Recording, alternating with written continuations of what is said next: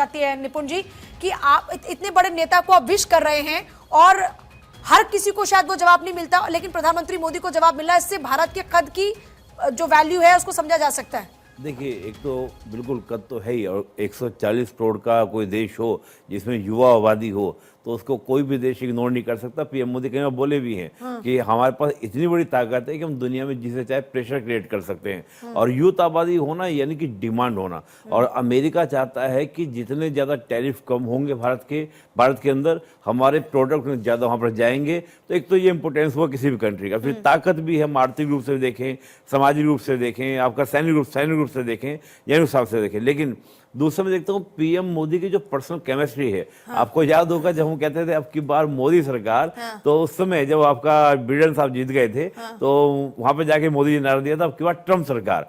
तो जो ये पर्सनल जुगलबंदी कि आगे नमस्ते ट्रम्प प्रोग्राम होना, हाउ दी मोदी प्रोग्राम होना, तो ये जो प्रोग्राम्स है ये दिखाता है कि एक लीडर की किस प्रकार से स्वीकार्यता है। और पीएम मोदी इस प्रकार शब्दों का चयन करते हैं कि मेरे फ्रेंड, और साथ में फिर इंडिया के फ्रेंड। तो जो उस प्रकार की बात, आप देखिए फ्रांस जाइए, फ्रांस में जाके मैक्रोन साहब क्या कह रहे हैं कि जो जिस प्रॉब्लम से मैं जूझ रहा हूं उस प्रॉब्लम से मोदी जी जूझ रहे हैं, जिस प्रॉब्लम से फ्रांस जूझ रहा है। तो ये जो एक पर्सनल टच होता है कि जो तुम्हारी प्रॉब्लम है, हमारी समस्याएं साझे हैं, हमारे हित साझे हैं, और इसी से तो बनता है रिलेशन। क्योंकि इंटरनेशनल रिलेशन में एक ही बात कही जाती है, वो होता है नेशनल इंटरेस्ट। और नेशनल इंटरेस्ट में जब साझापन आता है तो वही साझापन क्या करता है, आपके संबंधों को आगे लेके चलता है।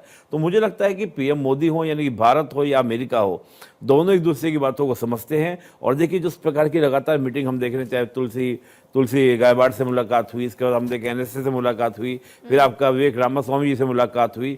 तो जो ये मीटिंग्स हुई, इन मीटिंग से पूरा फीडबैक जा चुका है ऑलरेडी ट्रम्प साहब के पास में कि भारत कैसे। मैं देख रहा हूँ कि जब विवेक रामास्वामी मिलकर आए तो उनका बड़ी very wonderful meeting with PM Modi. उनका एक स्टेटमेंट तो मैं मीडिया के सामने देख रहा था। नहीं तो जनरली आप देखेंगे हाँ मीटिंग अच्छी हुई, ओके, लेकिन वंडरफुल मीटिंग। इस प्रकार के जो शब्दों का चयन होता है, इन्हीं से हम लोग आइडिया लगाते हैं। देखिए जब हम फॉरेन रिलेशंस को देखते हैं तो फॉरेन रिलेशंस को देखने के तीन ही तरीके होते हैं। या तो अभी जो प्रेस कॉन्फ्रेंस होंगे इसमें जो वक्तव्य आएंगे, या फिर जो ट्रीटीज होंगी, या फिर हमारे स्टेटमेंट, या ये बॉडी पोस्चर। अब देखिए जो आप तस्वीर आपके सामने है, वो तस्वीर क्या बयां कर रही है कि दोनों ही एक अलग ही पोजीशन में बैठे हुए हैं। ट्रम्प साहब आगे हाथ करके बैठे हैं, मोदी जी के आपके हाथ आगे बैठे हैं। तो ये बॉडी पोस्चर बहुत कुछ दिखाता है, कितने कंफर्ट जोन में है, एकदम फैमिलियर रूप से है। तो ये जो एक पोस्चरिंग, जो कॉन्फिडेंस है, वो सब आपको शो करता है। हाँ, ये आपने